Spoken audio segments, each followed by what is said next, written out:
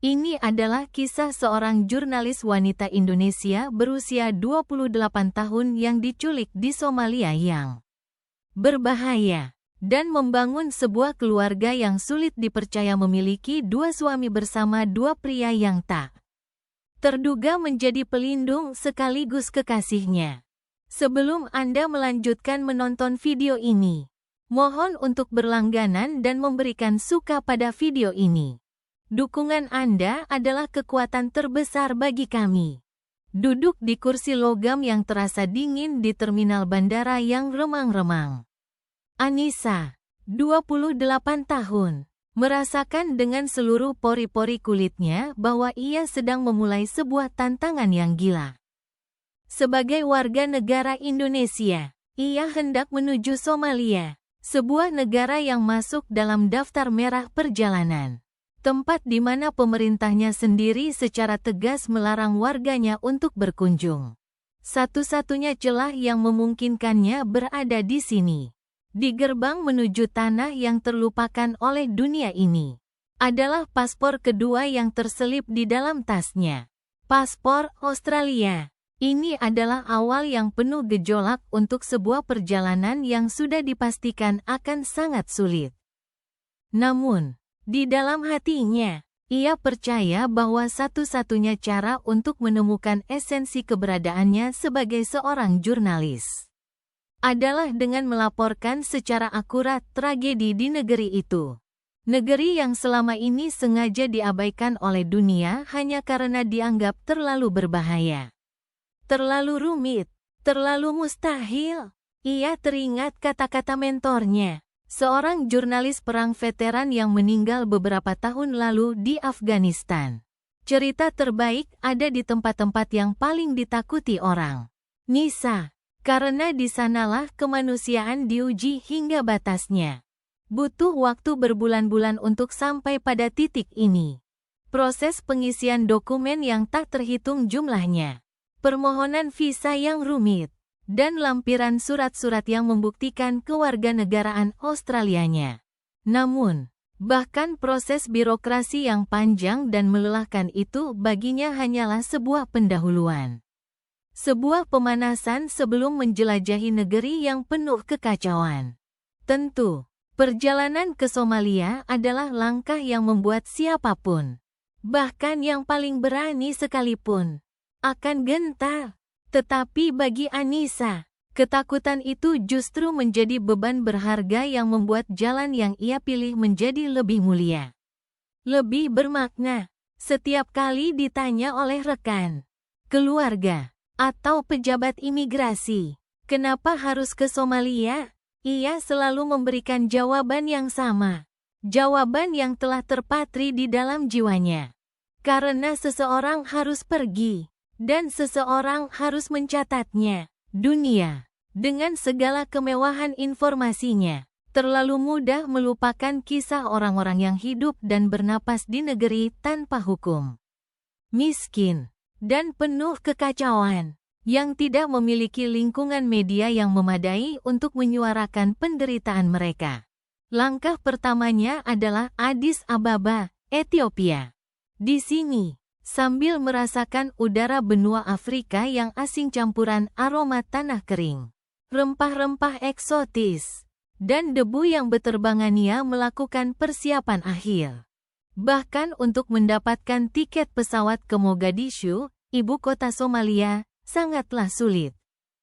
Prosedur visanya pun memerlukan langkah-langkah khusus yang tidak tercantum di buku panduan mana pun.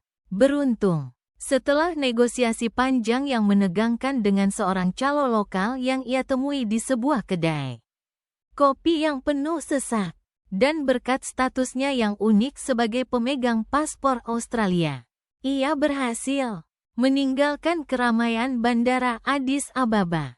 Ia menaiki sebuah pesawat kecil baling-baling yang tampak tua.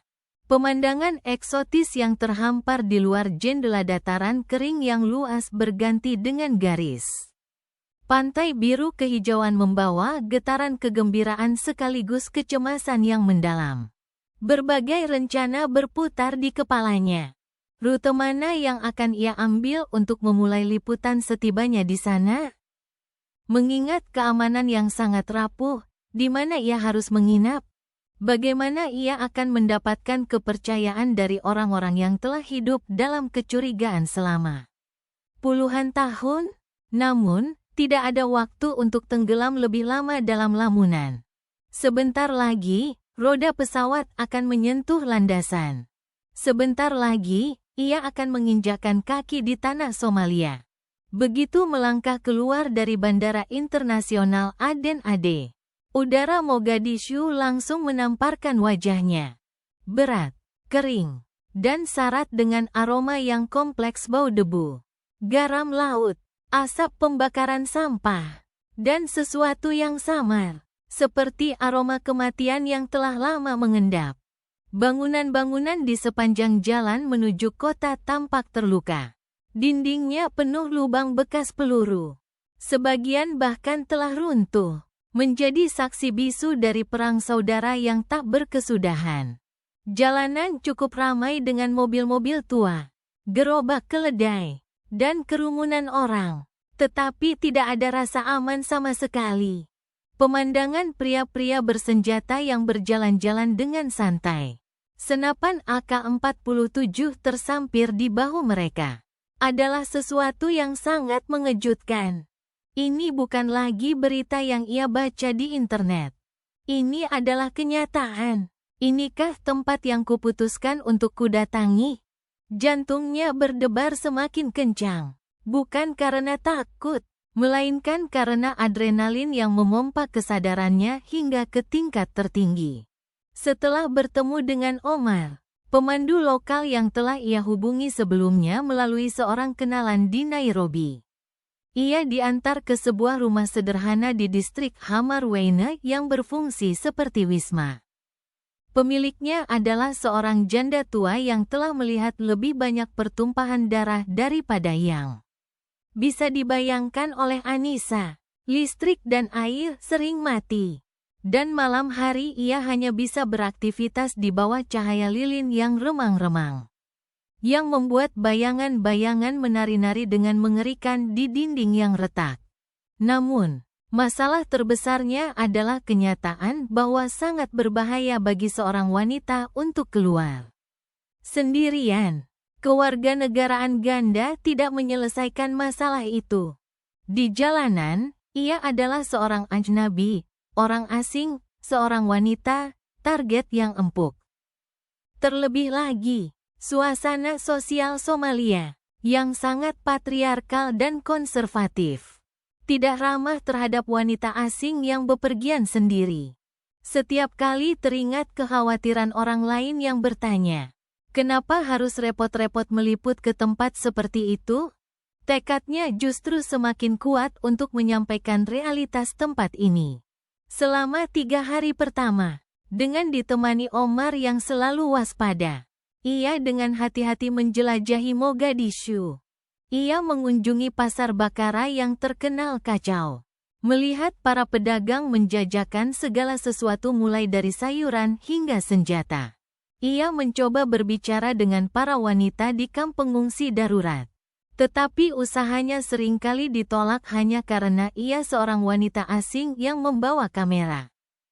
Beberapa orang yang bersedia berbicara pun selalu melakukannya dengan suara berbisik. Mata mereka terus-menerus melirik ke sekeliling. Takut pada kelompok bersenjata atau mata-mata dari klan lain. Itu adalah momen di mana panggilan tugasnya sebagai jurnalis berbenturan dengan dinding realitas yang keras. Suatu pagi, dengan rencana untuk meliput ke sebuah desa di pedalaman yang kabarnya mengalami kekeringan parah, Anissa memutuskan untuk mencoba metode transportasi yang paling umum namun juga paling berisiko. Menumpang truk pengangkut barang. Transportasi yang bisa disebut taksi hampir tidak ada. Dan menyewa mobil pribadi beserta pengawalnya biayanya terlalu mahal. Akan menguras seluruh dana perjalanannya dalam sekejap. Setelah mendengar informasi dari Omar bahwa menumpang truk atau jeep yang digunakan penduduk lokal adalah budaya yang sudah biasa, Ia meminta bantuan pemilik wisma dan menunggu di pinggir jalan utama yang berdebu. Setelah menunggu hampir 1 jam di bawah terik matahari, sebuah truk tua yang mengangkut karung-karung goni akhirnya berhenti. Setelah negosiasi singkat antara sopir dan pemilik wisma, Anissa diizinkan naik ke bak belakang. Namun, setelah ia naik, kejadian tak terduga terjadi. Di dalam bak truk itu, ada sekelompok pria yang bukan pedagang biasa. Mereka mengenakan pakaian lusuh, tetapi tatapan mereka tajam dan di pinggang mereka terselip senjata. Mereka adalah anggota salah satu milisi lokal. Begitu menyadari ada seorang wanita asing di antara mereka, mereka mulai heboh, berbicara dengan cepat dalam bahasa Somalia yang tidak ia mengerti. Sebelum ia sempat memperkenalkan diri, mereka dengan agresif mendorongnya ke sudut, merampas tas kameranya, dan dengan kasar mengikat kedua tangannya dengan tali tambang. Tidak ada celah untuk melawan atau bernegosiasi. Campuran bahasa Arab dan bahasa Somalia terdengar riuh. Samar-samar ia mendengar pertanyaan, mau diapakan wanita ini? Petik 2. Tidak bisa memahami situasi sepenuhnya. Ia diliputi ketakutan yang luar biasa. Dingin dan menusuk hingga ke tulang. Terikat di bak truk yang bergoyang. Di hadapan pemandangan sabana Somalia yang asing dan tak berujung. Ia merasa benar-benar tidak berdaya. Mungkin ini benar-benar akhir dari segalanya. Pikirnya, jantungnya berdegup kencang hingga terasa sakit. Ia sudah mendengar cerita tentang penculikan dan bahaya yang tak terhitung jumlahnya. Tetapi tidak pernah membayangkan itu akan terjadi pada dirinya. Secepat ini, setiap kali truk milisi itu melaju di jalanan tanah yang bergelombang, tubuhnya terguncang hebat. Dengan tangan terikat erat, ia bahkan tidak bisa menopang tubuhnya. Rasa sakit di pergelangan tangannya bercampur dengan rasa takut yang melumpuhkan. Memikirkan nasib tragis yang mungkin menantinya di Somalia, sebuah negara di mana hak-hak perempuan hampir tidak ada, membuatnya sesak napas. Setelah perjalanan yang terasa seperti selamanya, truk itu berhenti di sebuah daerah pinggiran yang dipenuhi rumah-rumah kumuh yang terbuat dari seng dan tanah liat. Anissa diseret turun dengan kasar. Beberapa pria bersenjata lainnya muncul, mengelilinginya sambil menggumamkan sesuatu. Tatapan mereka penuh nafsu dan keserakahan. Di tengah terik matahari yang membakar dan tatapan penuh niat membunuh, Anissa tidak punya cara untuk melindungi dirinya. Saat itulah, salah satu pria dari kelompok itu, yang tampaknya adalah pemimpin mereka, mendekatinya. Posturnya tinggi dan tegap, wajahnya keras dengan bekas luka tipis di pipi. Tetapi matanya memancarkan kecerdasan yang tidak dimiliki oleh yang lain. Ia berusia sekitar 40 tahun. Ia bertanya dalam bahasa Inggris yang fasih, dengan aksen yang berat, "Siapa kamu? Kenapa kamu di sini?" Petik 2. Mendengar bahasa Inggris, secercah harapan yang nyaris padam kembali menyala di hati Anissa. Saya seorang jurnalis. Saya datang dari Indonesia, tapi saya juga punya paspor Australia. Saya datang untuk meliput kondisi sebenarnya di Somalia, jelasnya dengan suara bergetar. Berusaha sekuat tenaga untuk tidak terdengar memohon. Ekspresi pria itu berubah. Meskipun kewaspadaan belum hilang dari matanya, fakta bahwa percakapan bisa dimulai adalah hal yang penting. Namanya Aiman. Di dalam organisasinya, ia dikenal sebagai sosok yang relatif rasional. Lebih suka menilai situasi terlebih dahulu daripada membenci orang asing tanpa syarat. Anissa, dengan suara setenang mungkin, menjelaskan mengapa ia datang sejauh ini dan cerita seperti apa yang ingin ia sampaikan. Saya ingin melaporkan tentang perang, kemiskinan, dan penderitaan rakyat di sini. Saya ingin menunjukkan pada dunia apa yang sebenarnya terjadi di tengah negara tanpa hukum ini. Saya ingin suara orang-orang yang tidak terdengar bisa sampai keluar. Aiman menunjukkan ekspresi berpikir sejenak. Ia kemudian berbalik dan berbicara panjang lebar dengan teman-temannya dalam bahasa Somalia.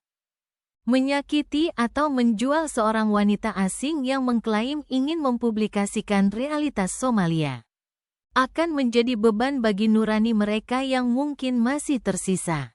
Lebih penting lagi, Aiman dan beberapa rekannya, termasuk seorang pria yang lebih muda yang berdiri di sisinya dengan tatapan cemas, sebenarnya sudah muak dengan kehidupan sebagai milisi.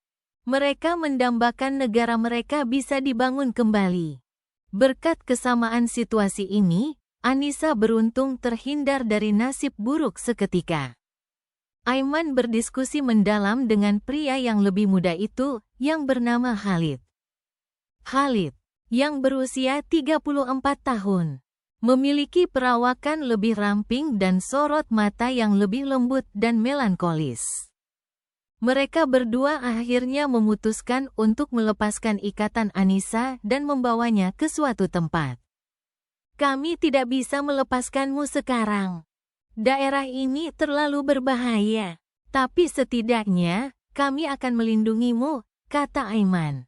Anissa menghela napas lega yang begitu dalam hingga paru-parunya terasa sakit. Anissa dibawa ke sebuah bangunan yang mereka gunakan sebagai markas. Dari luar, bangunan itu tampak seperti rumah biasa yang agak besar di pinggiran kota. Tidak mencolok, tapi di dalamnya, secara mengejutkan, terasa seperti tempat tinggal. Ada Aiman, Khalid, dan beberapa rekan mereka lainnya. Yang mengejutkan Anissa, juga terlihat beberapa wanita dan anak-anak. Namun, tatapan mereka semua pada awalnya penuh dengan kecurigaan dan ketidakpercayaan. Selama beberapa hari pertama, percakapan yang berarti sulit terjalin. Anggota kelompok lain hanya memandangnya sebagai orang luar, seorang penyusup. Tetapi Aiman dan Khalid berbeda. Aiman secara khusus tertarik pada misi Anissa sebagai jurnalis yang ingin menyampaikan cerita kepada dunia. Ia sendiri selalu mengkhawatirkan masa depan negaranya. Meskipun ia adalah anggota milisi radikal, di dalam hatinya, ia tidak ingin Somalia terus menuju kehancuran. Sementara itu, Khalid lebih sensitif secara emosional dan memiliki bakat bahasa. Ia pernah belajar bahasa Inggris dari seorang relawan kemanusiaan di masa lalunya dan sangat ingin menceritakan kepada seseorang tentang luka yang ditinggalkan perang saudara dalam dirinya. Ia telah kehilangan seluruh keluarganya dalam sebuah serangan bom beberapa tahun lalu. Baginya, kehadiran seorang jurnalis asing berarti sebuah kemungkinan. Apakah orang ini benar-benar bisa memberitahu dunia luar tentang situasi di negara ini? Tentang rasa sakit kami? Pertanyaan itu bercampur dengan harapan dan keraguan. Hari-hari berlalu, Anissa, meskipun masih merasa takut setiap kali mendengar suara letusan senjata di kejauhan, perlahan-lahan mulai akrab dengan mereka. Khalid menjadi semacam pemandunya di dalam markas. Ia mengantarnya berkeliling rumah, mengajarinya cara mengambil air dari sumur, cara memasak roti pipi Somalia yang disebut kenjero, dan berbagai cara hidup di sana. Aiman, di sisi lain, sesekali menawarkan untuk menemaninya dalam liputan berbahaya agar ia bisa mendengar langsung suara penduduk setempat. Tentu saja, mereka selalu waspada sebagai anggota milisi. Tetapi setelah mulai memandangnya bukan sebagai musuh, mereka perlahan membuka hati. Anissa, Aiman, dan Khalid ternyata sangat cocok. Untuk bertahan hidup di lingkungan asing ini, kerjasama diperlukan. Di saat yang sama, semangat Anissa untuk mempublikasikan realitas Somalia menarik minat mereka. Meskipun memiliki latar belakang yang sangat berbeda, Sikap untuk saling memahami mulai tumbuh di antara mereka. Aiman, yang memiliki posisi cukup tinggi di dalam milisi, bukanlah orang yang suka kekerasan demi kekerasan. Meskipun bangga dengan warisan Islam dan budayanya, ia percaya bahwa hak-hak perempuan yang paling dasar sekalipun harus diakui. Ia yakin bahwa untuk mengakhiri penderitaan rakyat di negara tanpa hukum, diperlukan pendidikan yang lebih baik dan hubungan yang konstruktif dengan dunia luar.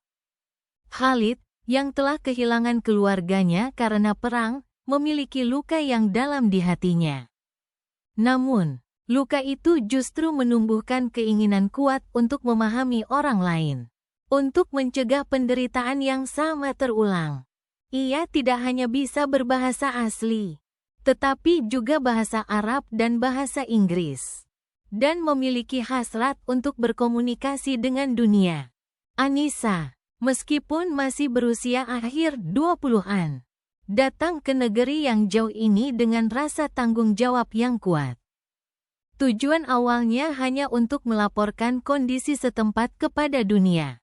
Tetapi seiring dengan keterlibatannya secara emosional dengan rakyat Somalia, ia mulai merasakan tanggung jawab yang lebih besar. Dan yang terpenting, hatinya tergugah oleh kehangatan manusiawi yang ditunjukkan oleh Aiman dan Khalid. Setelah sekitar sebulan tinggal bersama, Anissa mulai berbagi kehidupan sehari-hari dengan mereka. Mereka bersama-sama menyiapkan makanan, membersihkan rumah, dan terkadang Anissa menjadi penerjemah saat ada tamu dari luar yang tidak bisa berbahasa Somalia. Ia menyaksikan langsung, di balik citra mereka sebagai milisi, mereka sebenarnya beraktivitas untuk melindungi komunitas dan menjaga keamanan sampai batas tertentu, serta berusaha keras untuk memperkuat persatuan internal di antara anggota mereka. Dalam proses itu, Khalid dan Aiman menjelaskan kepadanya tentang budaya Islam tradisional Somalia yang kompleks, serta konflik antar suku yang telah berlangsung lama dan menjadi akar dari banyak masalah. Anissa dengan antusias mencatat, sambil sesekali tersenyum melihat candaan mereka berdua. Mereka memiliki sisi manusiawi yang lebih dari yang ia duga. Terkadang mereka berdebat sengit, tetapi sesaat kemudian saling peduli satu sama lain. Sebuah pemandangan yang mengharukan. Suatu malam, terdengar suara tembakan dari kejauhan. Pemandangan yang tidak aneh di Somalia. Tetapi suara itu membuat Anissa terkejut dan terbangun dari tidurnya yang tidak nyenyak. Aiman dengan tenang membuka pintu kamarnya. "Tidak apa-apa, jangan khawatir. Itu suara dari jauh. Tidak akan sampai ke sini," ia menenangkan. Saat Anissa mengatur napasnya, ia merasakan ketulusan yang mendalam dalam tatapan Aiman. Dengan mata berkaca-kaca, ia bertanya, "Kenapa kalian melindungi saya seperti ini?" "Saya hanyalah orang asing." Aiman terdiam sejenak, tatapannya menerawang. Lalu dengan tenang menjawab, "Aku tidak mau melihat negaraku hancur lebih jauh lagi. Aku pikir kita butuh orang sepertimu, yang mau menceritakan kondisi kami dengan jujur." Dan, ia sedikit menggigit bibirnya. "Kamu, meskipun sangat ketakutan, berusaha keras untuk mendengarkan cerita kami di sini. Ketulusan itu terasa. Itu adalah sesuatu yang sudah lama tidak kami lihat."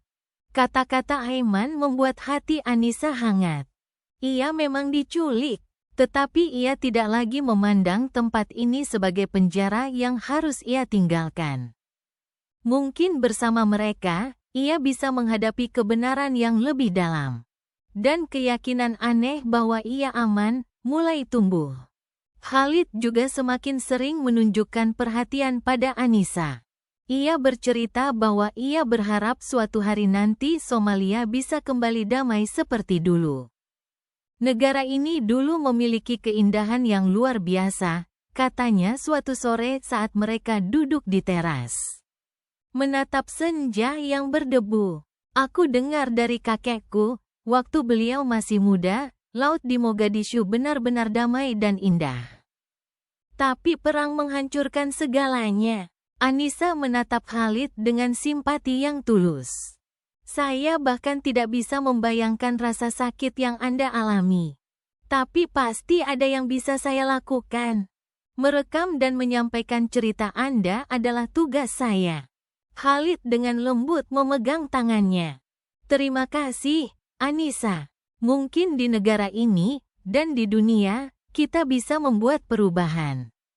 Melalui percakapan-percakapan seperti ini, ikatan khusus mulai tumbuh di antara Anissa dan kedua pria itu.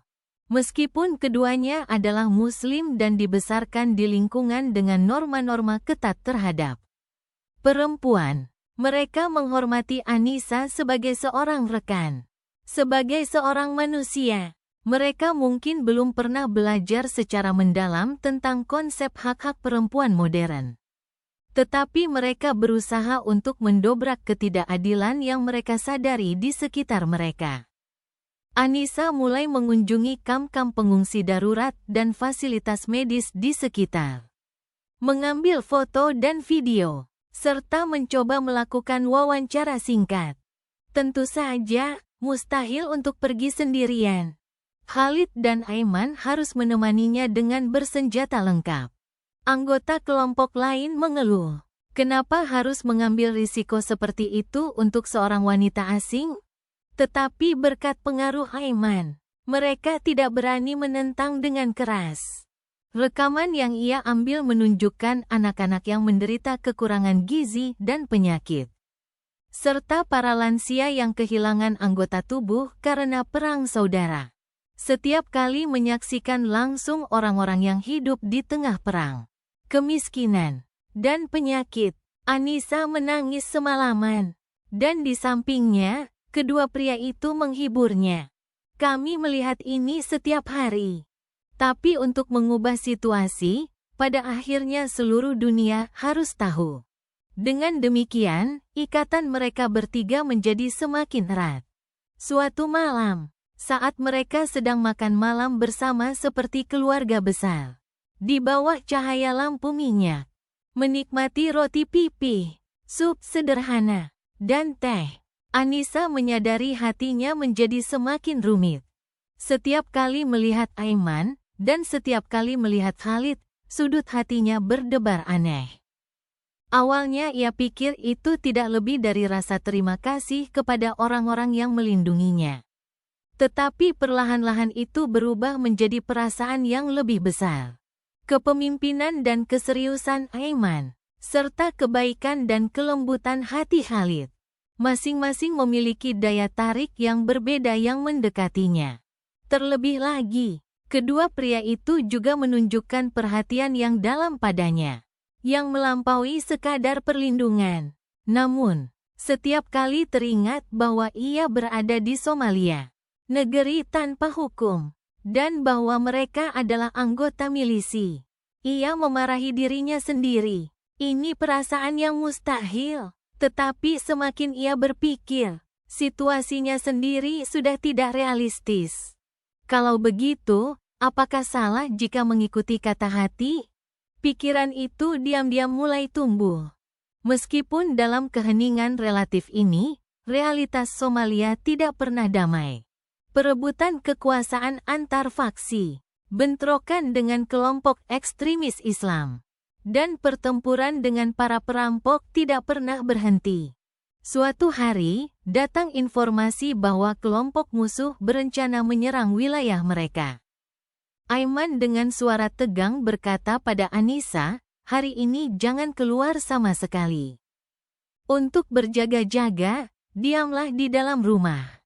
Namun, malam itu, kelompok musuh mendekat dengan cepat dan baku tembak pun pecah. Dari segala arah, terdengar suara tembakan dan ledakan yang memekakkan telinga, serta suara bangunan runtuh. Khalid, sambil terengah-engah, berlari ke arahnya. "Bahaya! Ke belakang!" Petik 2. Sambil gemetar ketakutan, Anissa menggenggam erat tangannya dan bersembunyi di belakang gedung. Kelompok musuh mencoba menguasai wilayah itu, tetapi Aiman dan rekan-rekannya melawan dengan gigih. Selama baku tembak berlangsung, Anissa meringkuk ketakutan dan cemas kalau mereka berdua tertembak. Beberapa jam kemudian, pertempuran mereda. Tetapi baik milisi maupun penduduk lokal menderita kerugian besar. Di tengah kekacauan, beberapa anggota kelompok musuh menemukan Anissa dan mencoba menculiknya. Tetapi Khalid dan Aiman dengan mempertaruhkan nyawa menyelamatkannya. Tidak akan kuserahkan. Dia orang penting bagi kami, teriak Khalid dengan suara penuh amarah sambil menembakkan senjatanya. Aiman, meskipun terengah-engah, mendorong musuh yang mendekat dengan bahunya. Dan akhirnya, mereka bertiga berhasil lolos dari serangan. Malam itu, sambil merawat luka-luka ringan, mereka bertiga berkumpul di sebuah ruangan kumuh. Tubuh mereka babak belur, hati mereka bercampur aduk antara ketakutan dan kelegaan. Sambil menangis, Anissa bertanya mengapa mereka bersusah payah melindunginya. Aiman dan Khalid saling berpandangan. Setelah hening yang canggung, mereka dengan hati-hati angkat bicara. Kami merasa punya alasan untuk melindungimu. Kamu bukan lagi sekadar objek liputan. Kamu adalah kawan seperjuangan, orang yang berharga. Benar, sambung Khalid. Kami ingin kamu aman. Dan jika memungkinkan, kami ingin kamu menemukan harapan di tempat seperti neraka ini. Anissa, yang berusaha menahan emosinya, akhirnya tak kuasa menahan isak tangis mendengar kata-kata tulus kedua pria itu. Dan mengucapkan terima kasih. Saat itu, kepercayaan dan cintanya pada kedua pria ini telah berakar dalam di hatinya.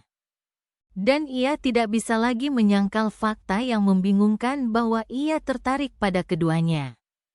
Aiman adalah sosok dengan kepemimpinan dan keyakinan yang kuat. Sedangkan Khalid adalah penghibur dengan kepekaan yang lembut. Bagi Anissa, mereka seperti dua sisi dari cahaya yang ia temukan di dunia yang menakutkan ini. Sejak saat itu, mereka bertiga menjadi lebih dekat dan saling peduli.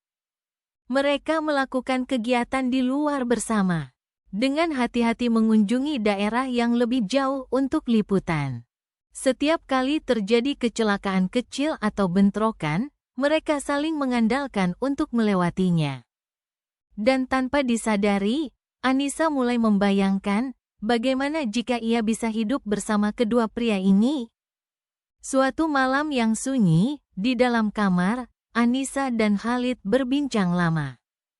Khalid, sambil dengan malu menggaruk rambutnya, berkata, "Jujur saja, Anissa, sepertinya aku jatuh cinta padamu." Anissa setengah menduganya, tetapi pengakuan langsung itu membuat jantungnya berdebar kencang. Saat ia terdiam sejenak, Khalid dengan ekspresi tegang menambahkan, "Maaf. Dalam budaya kami, perasaan seperti ini tidak diungkapkan dengan mudah. Tapi aku tidak tahan lagi. Setiap kali kamu dalam bahaya, dadaku terasa mau pecah." Keesokan harinya, saat ia berduaan dengan Aiman, percakapan serupa terjadi. "Aku seumur hidup memegang senjata," Aiman mengaku dengan suara serak. "Aku tidak terbiasa dengan perasaan seperti ini. Tapi keinginan untuk melindungimu semakin besar. Saat melihatmu tersenyum, rasanya seperti aku menemukan alasan untuk hidup."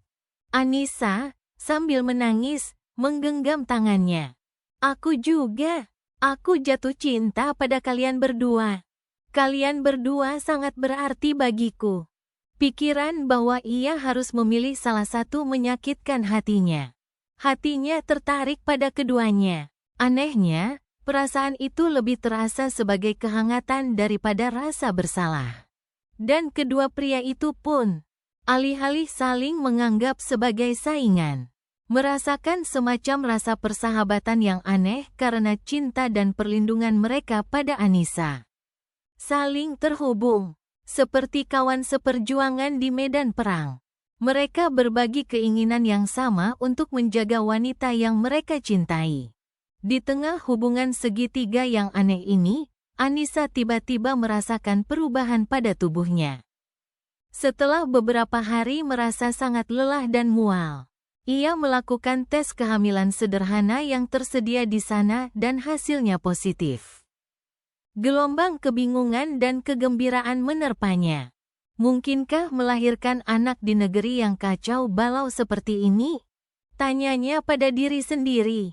Namun, di sisi lain, ia juga berpikir, mungkin anak ini adalah simbol harapan. Masalahnya, ia bahkan tidak yakin siapa ayahnya. Namun, Khalid dan Aiman bereaksi dengan tenang. Kami berdua adalah ayahnya, kata mereka serempak. Kita akan membesarkan anak ini bersama. Anissa terkejut, tetapi sekaligus sangat terharu. Dari sudut pandang adat Islam tradisional, ini adalah situasi yang tidak bisa diterima. Tetapi mereka telah melampaui banyak aspek kehidupan. Di sini tidak ada konsep poliandri, kata Aiman. Tapi kita bisa berpikir dengan cara yang berbeda. Jika Somalia tidak dalam keadaan tanpa hukum, situasi seperti ini tidak akan terbayangkan. Tapi sekarang, jika kita bisa hidup dengan saling menghormati dan peduli, itulah bentuk keluarga kita. Dengan demikian, dimulailah kehidupan poliandri mereka yang unik, yang memberikan arti hidup baru bagi ketiganya. Anissa menjaga kesehatannya dan bersiap untuk melahirkan, tetapi tidak berhenti meliput. Artikel dan rekaman video yang ia buat dikirim ke luar negeri setiap kali ia menemukan tempat. Dengan koneksi internet, mungkin butuh waktu untuk menjadi laporan yang utuh. Tetapi ia sedang membangun fondasi untuk memberitahu dunia tentang realitas Somalia sedikit demi sedikit. Waktu berlalu. Di tengah iklim yang panas dan fasilitas medis yang tidak memadai, Anissa melahirkan. Meskipun banyak bahaya, bayi itu lahir sehat secara ajaib. Di lingkungan Somalia yang keras, bisa bertahan hidup adalah sebuah berkah besar dan peristiwa yang sangat mengharukan. Aiman, Khalid, dan anggota kelompok lainnya bertepuk tangan dan bersukacita mendengar tangisan bayi. Malam saat anak itu lahir, mereka merasakan tunas harapan kecil mekar di tengah negara yang sedang runtuh. Setelah melahirkan, Anissa mencari cara untuk sementara waktu pergi ke Indonesia dan Australia. Karena memiliki paspor Australia, hal itu dimungkinkan setelah melalui prosedur yang rumit. Demi bayinya, ia mengupayakan agar anaknya juga mendapatkan kewarganegaraan Australia. Dan akhirnya berhasil membawa anaknya untuk sementara waktu ke Australia. Kembali ke Indonesia masih sulit, tetapi sebagai penduduk di luar negeri, ia bisa bolak-balik. Namun, ia tidak berniat meninggalkan Somalia selamanya. Keluargaku ada di sini. Fondasi kehidupan baru yang ia bangun bersama Aiman dan Khalid telah menjadi rumah sejatinya. Bagi sebagian teman dan keluarganya, ini adalah kejutan besar. Tetapi Anissa menjelaskan, tanpa mereka, saya sudah lama mati. Dan banyak yang bisa saya lakukan di sini. Seiring berjalannya waktu, ia mengalami keajaiban lain. Ia hamil anak Khalid. Karena mereka bertiga sudah menjadi keluarga yang terikat erat dan saling mencintai. Ini datang sebagai berkah baru. Beberapa orang di sekitar mempertanyakan bentuk keluarga mereka. Dan terkadang mereka menerima tatapan penuh permusuhan. Tetapi mereka bertiga sangat yakin bahwa kehadiran satu sama lain memperkaya hidup mereka. Selama kehamilan keduanya pun, Anissa aktif menyampaikan cerita Somalia ke media asing, serta menghubungi organisasi bantuan internasional dan organisasi hak asasi manusia. Aiman dan Khalid juga perlahan-lahan memperluas komunitas mereka, melindungi kehidupan sehari-hari penduduk lokal. dan berusaha menciptakan lingkungan yang sestabil mungkin. Gerakan untuk mencari jalan menuju masa depan, bukan perang dan kekerasan, mulai tumbuh sedikit demi sedikit. Di dalam milisi mereka sendiri, Aiman dan Khalid mulai menggunakan pengaruh mereka untuk mengadvokasi metode yang tidak lagi mengandalkan kekerasan ekstrim, tanpa pendidikan, kesehatan, dan sarana bagi rakyat untuk mencari nafkah. Perang ini tidak akan pernah berakhir. Ini adalah kalimat yang sering diucapkan Aiman. Anissa mendokumentasikan proses ini, mencoba menyampaikan kepada dunia potensi yang tersembunyi di Somalia. Di sini juga ada manusia, ada cinta, ada harapan. Pesan ini selalu menjadi tajuk utama artikelnya. Perlahan-lahan, perhatian internasional meningkat, dan organisasi bantuan mulai bergerak lebih aktif dari sebelumnya. Tentu saja, perjalanannya masih panjang. Mungkin butuh beberapa tahun, atau bahkan beberapa dekade, hingga kondisi anarki sepenuhnya teratasi. Tetapi mereka percaya, dengan lahirnya seorang anak dan solidaritas yang tumbuh sedikit demi sedikit di antara orang-orang, suatu hari nanti perdamaian akan tumbuh di tanah ini. Setelah melahirkan, pemandangan Anissa, Aiman, dan Khalid yang bersama-sama membesarkan anak-anak mereka adalah sesuatu yang langka namun damai. Saat satu bayi menangis, yang lain akan dengan sigap menyerahkan botol susu. Sementara Anissa tersenyum puas di samping mereka. Dunia mungkin tidak bisa memahami hubungan mereka, tetapi mereka terikat oleh saling menghormati dan cinta. Kita belajar tentang cinta kemanusiaan dengan mengalami persilangan budaya kita yang sama sekali berbeda, kata Anissa seringkali. Beberapa anggota milisi lain bingung dengan hubungan mereka, tetapi pada saat yang sama, mereka menemukan secercah harapan di dalamnya. Di negeri di mana hak-hak perempuan diinjak-injak secara brutal, ada orang-orang yang perlahan-lahan sadar, dan mereka sedang menabur benih perubahan. Mungkin kita juga bisa hidup seperti ini, gumam seseorang. Dan dari situlah, dialog dan koneksi antar manusia lahir. Anissa bolak-balik antara Somalia, Australia, dan negara-negara lain, mencari LSM yang mau bekerja sama, mengamankan pasokan medis, dan tak henti-hentinya berusaha mengatur program pendidikan untuk anak-anak. Selama ia pergi, kedua suaminya tetap tinggal di daerah itu, bertanggung jawab atas perlindungan dan pengelolaan komunitas. Dan setiap kali Anissa kembali, mereka bertiga dan anak-anak mereka menunjukkan senyum penuh kegembiraan reuni. Terkadang Anissa bertanya pada dirinya sendiri, apakah cerita ini benar-benar mungkin? Ia lahir dan besar di Indonesia, mendapatkan kewarganegaraan Australia, datang ke Somalia, dan membangun bentuk keluarga yang istimewa ini. Hidup adalah petualangan yang tidak dapat diprediksi. Dan pada saat yang sama, mungkin adalah jalan yang telah ditakdirkan.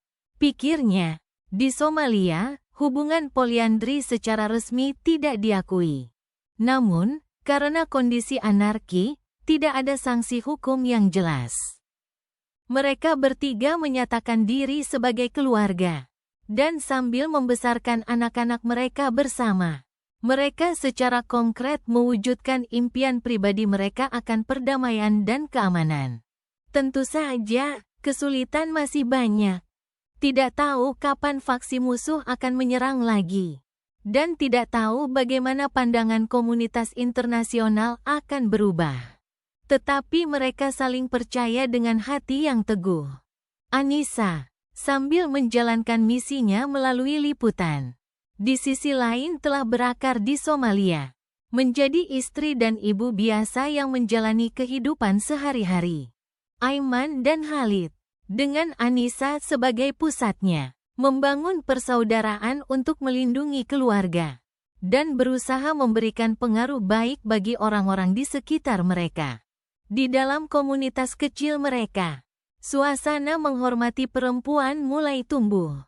Dan kegiatan pendidikan dan kesehatan untuk anak-anak mulai berakar sedikit demi sedikit. Di akhir cerita ini, masa depan mereka masih belum pasti. Tetapi satu hal yang jelas, fakta bahwa orang-orang dengan latar belakang dan budaya yang berbeda, dengan saling memahami dan menghormati alih-alih mengandalkan diskriminasi dan kekerasan. Bahkan di negara yang gagal pun, bisa menyalakan api harapan. Cinta terkadang mekar secara ajaib di tempat-tempat yang paling tidak mungkin. Sistem keluarga baru dan semangat komunal mereka mengingatkan kita kembali betapa pentingnya kemanusiaan dan kasih sayang bahkan di tengah realitas yang keras. Ini adalah kisah cinta dan solidaritas yang mekar di atas reruntuhan perang. Sebuah epik keluarga ajaib yang diciptakan oleh seorang jurnalis wanita dan dua pria di jantung Somalia. Momen yang bisa saja berakhir dengan penculikan mengerikan, berubah menjadi solidaritas dan cinta berkat hati dan kemauan untuk saling menghormati. Mereka masih berjuang keras hingga hari ini. Dan di dalam perjuangan keras itu, mengalir dengan tenang tema-tema mendalam tentang hak-hak perempuan, perdamaian, dan keluarga. Beberapa orang mungkin akan menyebut cerita ini dramatis. Tetapi di saat-saat paling dramatis itulah, evolusi kemanusiaan muncul. Kisah mereka membuat kita percaya bahwa cinta dan keyakinan pada akhirnya bisa membuat yang tidak mungkin menjadi mungkin. Semoga hidup mereka terus berlanjut. Terima kasih telah menonton hari ini.